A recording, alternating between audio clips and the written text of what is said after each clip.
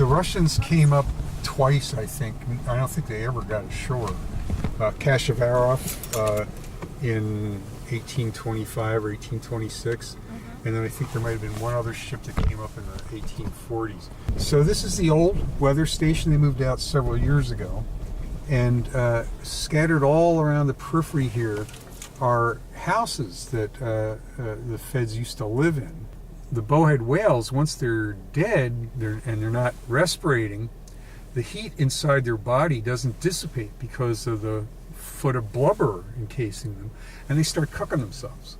So you want to start the butchering process as quickly as you can, right?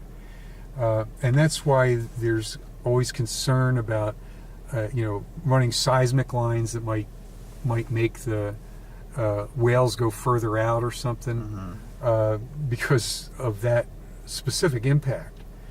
In the spring whaling, when the ice, the nearshore ice is grounded and attached to the beach, and the whaling crews cut trail over that till they get to the edge, to the lead where there's open water, and on the other side there's floating ice, and that's where they're whaling, in that nearshore lead.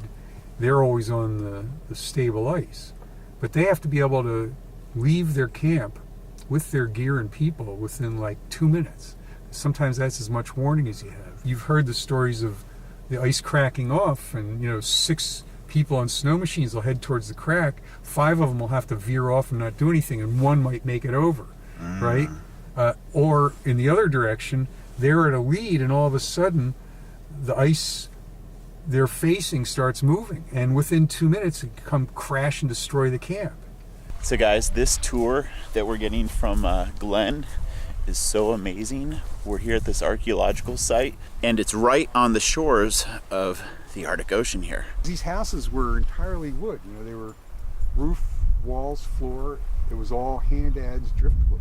Where did they get the wood? Just driftwood that washed up on the beaches? Yeah, I think maybe the biggest house plank, the one that had the hole in the floor, because you entered the house through a tunnel that got Really? Yeah, the deepest part of the tunnel was right under the front of the house, and there was a hole, the katak, in the floor.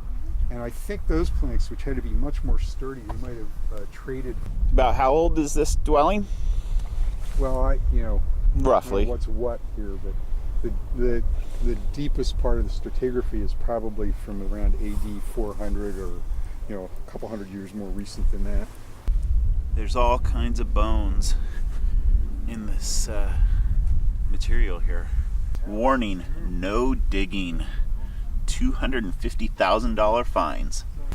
There hasn't been ice around in the summer very much. So really? This is unusual, because there was ice here for most of the summer, then there wasn't for a few weeks, then it's back again. But basically, it's been like you go 400 miles and not reach the ice. Wow.